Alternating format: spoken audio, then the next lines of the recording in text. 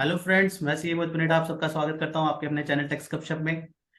आज हमने बजट के बारे में ये देखा कि छोटे छोटे इसमें अगर हम देखें कि कौन कौन से इंपॉर्टेंट सेक्शन है, इसको समराइज करें तो हमें ये अच्छे से रिकॉल हो सकता है। और इसी के लिए हमारे साथ युगल गोयल जी ने काफी ज्यादा बेटर वे में जो है हमें अलग अलग पार्ट्स में जो है इसको क्लियर किया है। तो अब इसी सीरीज के हम थर्ड पार्ट में जो है कुछ सेक्शंस लेके चल रहे हैं, सेक्शन 23 से लेकर। तो युगल जी प्लीज अपना जो है अपना ओपिनियन शेयर कीजिए इन सेक्शंस के बारे में।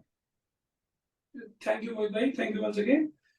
फ्रेंड्स, इस वीडियो के इस पार्ट में हम पहले देखेंगे सेक्शन 23 के अंदर अमेंडमेंट आई है रजिस्ट्रेशन में। सेक्शन 23 बताता है उन पर्सन्स के बारे में जिन्हें रजिस्ट्रेशन नहीं लेना। रजिस्ट्रेशन की सीरीज में 3 मेन सेक्शन है। सेक्शन 22 जिसमें बताता है कब रजिस्ट्रेशन लेना है, सेक्शन 23 किसको रजिस्ट्रेशन नहीं लेना, और सेक्शन 24 जिसको कंपल्सरी रजिस्ट्रेशन लेना है। तो सेक्शन 23 को लेकर कुछ कंफ्यूजन था कि अगर आप exempt supply non taxable supply कर रहे हो और अगर आपका थ्रेशोल्ड इंक्रीज कर जाता है तो सेक्शन 22 के हिसाब से अगर 20 लाख इंक्रीज कर गया तो आपको रजिस्ट्रेशन लेना था। यानी कि आपको सरकार को टैक्स देना नहीं है बट रजिस्ट्रेशन लेना है अगर आप कंप्लीटली नॉन टैक्सेबल सप्लाईज या एग्जाम सप्लाईज में डील कर रहे हो। फॉर एग्जांपल आपका पेट्रोल डीजल की सप्लाईज आप कर रहे हो या कोई भी एग्जाम सप्लाई कर रहे हो। अब इन्होंने क्या दिया सेक्शन 23 में कि नॉन ऑब्स्टेंट क्लॉज ला के रख दिया कि notwithstanding anything contained in section 22 and 24। 22 यानी कि जिनको रजिस्ट्रेशन लेना है वो पर्सन्स, 24 जिनको कंपल्सरी लेना है वो पर्सन्स। तो 22 और 24 को के ऊपर 23 प्रिवेल करेगा। इसका मतलब नॉन टैक्सेबल सप्लाईज और एग्जाम सप्लाईज एंड कुछ एग्रीकल्चरलिस्ट जिनका कल्टीवेशन ऑफ लैंड का काम होता है उनको रजिस्ट्रेशन जीएसटी के अंदर लेने की रिक्वायरमेंट ही नहीं है, इंस्पाइट इन द थ्रेशोल्ड भले से 20 लाख रुपए एक्सीड कर जाए। This is the in single line one line basically from my side. अगला पार्ट है रिटर्न्स का। रिटर्न्स के लिए हम पिछला जो बजट आया था, बजट 2022 आया था, उस फॉलोड बाय उसके जो सर्कुलर्स और नोटिफिकेशंस आए थे उनको मैं थोड़ा लिंक करूंगा। जैसा कि आप सबने देखा होगा कई बार मेरे सप्लायर ने 3B फाइल कर दी, 1 फाइल नहीं करता था।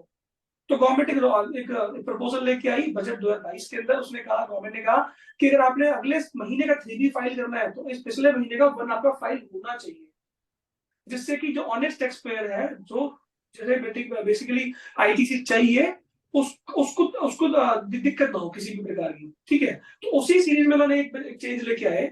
जीएसटीआर 1 जो डिफाइंड है सेक्शन 37 में, 3B जो डिफाइंड है सेक्शन 39 में, annual return and reconciliation statement section 44 and e commerce operatory जो रिटर्न होती है सेक्शन 52।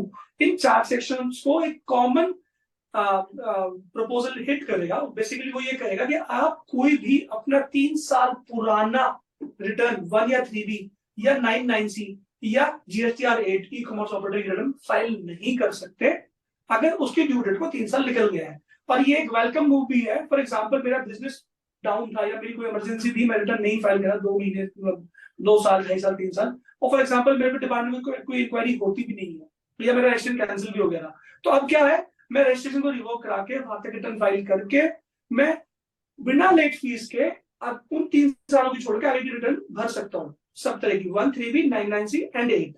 बट सेक्शन 73 और 74 बोनाफाइड इंटेंशन और मेलाफाइड बिल्कुल सेपरेशन ऑफ फैक्ट्स वाली बात वही की वही है। आप रिटर्न फाइल नहीं कर सकते 3 साल से पुराना, बट अगर आपने उस दौरान कोई लायबिलिटी कोई सप्लाई करी है तो उसकी जो टैक्स लायबिलिटी है वो आपकी हटेगी नहीं, वो बनी रहेगी as it is, as on where basis.